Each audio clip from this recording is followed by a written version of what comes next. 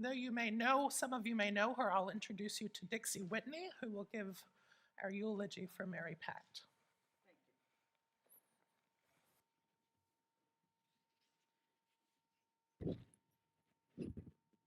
Hi, and welcome, and thank you on behalf of Jan, who is the glue that has held that trio together, and Mary Pat's other good friends, Marion, Eileen, and Thumper, and Pick.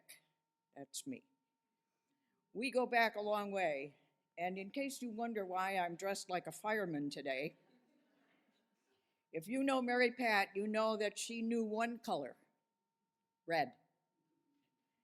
And when she became a blueberry farmer, she switched from red to blue.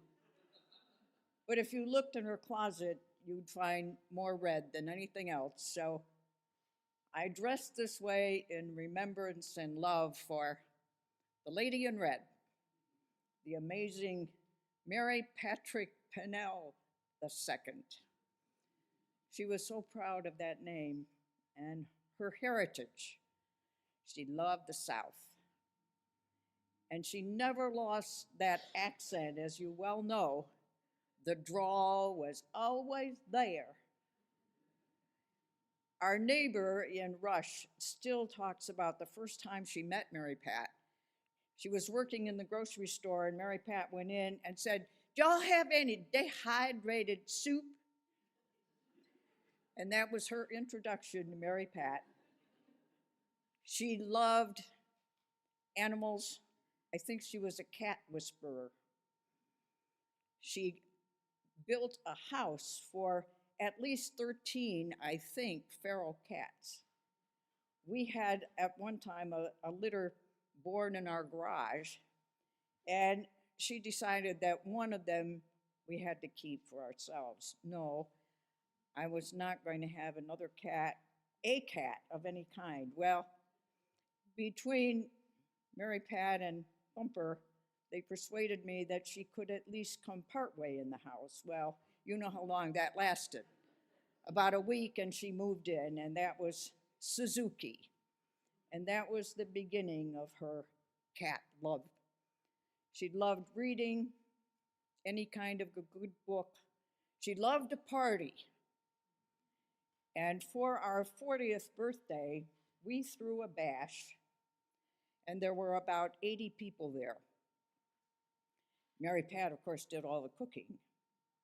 And that was the period of streaking. You all are of an age where you remember that, I'm sure. And our next door neighbors were invited to the party, of course, and Fred disappeared. And pretty soon, in the midst of this group of people, friends, relatives, people were there. I think we had about 80 people, ranging in age from 4 to 90. Our neighbor Fred came streaking through the party. On Mary Pat's birthday this year, I came to visit her with a cupcake, and we reminisced about that party. And she said, "How did we miss our 40th, our 80th, when we had such a good time at the 40th, Pick?" And I said, "I don't know, but I think maybe we ought to have one on our 90th. And she said, "Am I 90? How old am I?" I said, "No, you're 89. But I'm older than you are," she says. "Yeah, by 12 days. So we made plans, and we laughed a lot that day about our 40th birthday and what we were going to do for our 90th. She was proud of her heritage of being a Scot, too. When we were in Scotland, we visited every fabric store in every city we were in so she could find something close to her tartan. And when we finally found one, she bought yards and yards and yards of it. And if I'd been able to fit into the skirt that I have, I would have worn that today, because that was as close as she could come to her tartan plaid. To say that Mary Pat Pennell was an overachiever is an understatement. If you knew her only as a med tech, She was way beyond that. As a dean and professor at MCC, she excelled at all of that.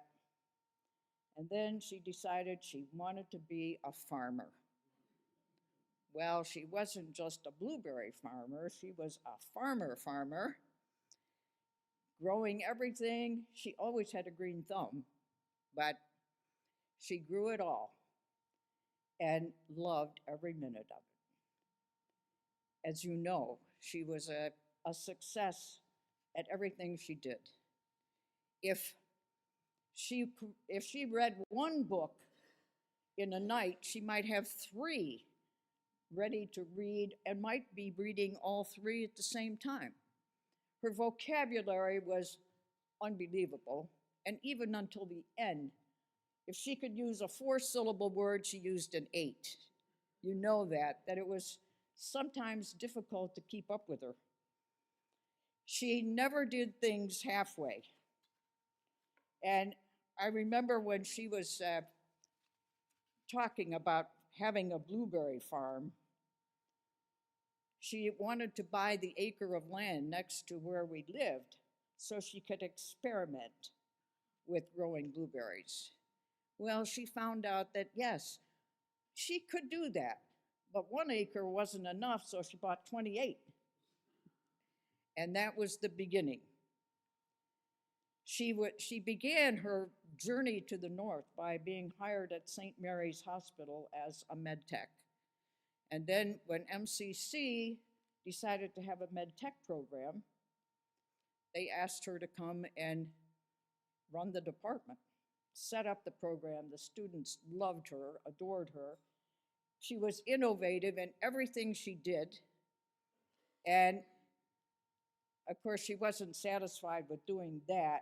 She was always looking ahead. There was one more thing that she needed to accomplish. So when they asked her to be dean of the health sciences, oh yeah, I think I could do that. So that was the next thing she did. She was innovative in so many ways. It was no wonder she was awarded the Innovator of the Year in the 1980s. She formed the flying faculty when she was at MCC, and a group of med techs, and I forget, I think there were 3 or 4, went around, flew, and she hated to fly, but they had this little plane owned by one of the members, and they flew around to outlying colleges and gave lectures and talked about electronics. That was the beginning of computers. And she was on the ground floor of that. And I can see her now in the workshop making this board, this light board, that had wires all over it and little lights and bulbs. And she would sit and play with that by the hour and say, oh, if I push this here, this lights up. Oh, I could do a whole series on that. And yes, she did. And then it was on to bigger and better things. I know that she was awarded the Innovator of the Year, and I don't know whether that was for one specific thing. I doubt it, because she was always thinking ahead. On the farm, she would come up with an idea. I think we could do it better this way. Jan, what do you think? And then Jan would have the job of building it. But it always worked. It worked for all of them. She was a recipient of so many awards in her lifetime. And she was never satisfied, as I said, with doing one thing. She became very active in the ASMT, which is the Association of Medical Technologists, for New York. And then, of course, she became president. Well, then she thought, I can run this thing for the country. Well, she became president of National Association of Medical Technologists. And in 1976, she was awarded Medical Technologist of the Year for the United States. I can see her now. We were in New Orleans dancing down that aisle with her award, saying, "I did it, I did it." Well, then, that was as far as she could go in ASMT, so then, gotta find a farm, gotta plant some blueberries. So that was the next thing. She was adept at everything she did. I remember her being a member of Les Amis de Vin, which was a wine tasting group. And she became so involved in wine, I'm surprised to this day that she never made blueberry wine and put it on the market. But by then she'd moved on. But I remember that going to these meetings and the sommelier would come over and talk about it with her before they served the wine, because she was never content to just be a little knowledgeable. She had to know the whole thing. She was a leader in so many ways. She knew so much about so many things. She was a superb cook and chef. If you've ever had any of her meals, you know that her fried chicken could not be beat. She made the best biscuits, pies, cakes, and she was a cake decorator. She would put Buddy, what's his name, on TV to shame with the cakes that she decorated. If you looked at one of her cakes and saw the flowers that were on it, you'd have to touch it to see if it was icing or if it was a real flower. She was amazing. My nieces would tell you that their favorite meal was sweetbreads and artichokes. Add escargot to that, and that was one of her treats. She learned that, I think, one summer when we were in France. A bunch of us from MCC rented a villa in Aix-de-Provence. And Madame Jacqueline, who was a chef, came with the rental. And Mary Pat spent most of her time in the kitchen. The rest of us were out playing bocce, swimming in the pool, doing exciting things, and she was bent over the stove with Madame Jacqueline, learning about salade niçoise. Well, if you ever had any of her blueberry dressing for salade niçoise, you know where that recipe came from. She and Madame swapped recipes, and she learned as much from her as Mary Pat learned from Jacqueline. I know that. She was a seamstress. I don't know whether any of you ever realized that she could do more than sew on a button. One time we were invited to a New Year's Eve party in Atlanta. And she said, "I think I'll make a suit." So she bought velvet, and she made us all velvet suits in colors acceptable to us. She, of course, was in you know what, red and green and purple. And they were amazing. You would have sworn that they were made by a tailor. She just found a pattern, made the suits, we wore them to the party, and that was a little known fact about her, that she could do it all. And she did. She did do it all. The awards that she received were a testimony to her knowledge, her experience, and her willingness to share. She was named, besides Innovator of the Year, she was named Wamtoy, which was our nickname for her winning the MedTech of the Year award, and Professor of the Year at MCC. She received accolades locally. Why she never ran for the mayor of Penn Yan, I will never understand. because that, I think, should have been one of her goals, knowing her pattern. Oh, I can run this. I can do this. She didn't, but maybe it was Penn Yan's loss. I don't know. What was she good at? Everything. What was she not so good at? Athletics. An athlete she was not. She hated the water. She tried to ski, and I said tried. She took students with her, and we went skiing. And I remember one time, it was one of her first times down the hill, she went headfirst into a snowbank, and we all ran over to see if she was all right. And she said, I'm blind, I can't see. She'd gotten snow between her glasses and the goggles, and so no, of course she couldn't see because she was filled with snow.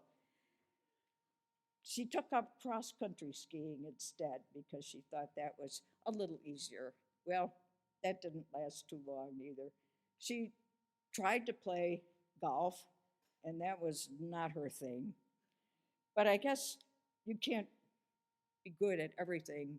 She pretty much was. She loved reading, was a voracious reader, and it didn't matter what she was reading. She would pick up a history book or a book on local architecture or something about the Middle Ages and share it with the world. When she got tired of reading, she discovered books on CD, books on tape. And so whenever she got in the car, boom, the tape went in. She was never without something to educate her. And she was, I keep using the word amazing, she was. She wrote poetry. She wrote essays. She loved poetry. And I found a poem that I think is appropriate. It's kind of like her advice to us today. You can shed tears because she's gone, or you can smile because she lived. You can close your eyes and pray that she'll come back, or you can open up your eyes and see all she left. Your heart can be empty because you can't see her, or you can be full of the love you shared.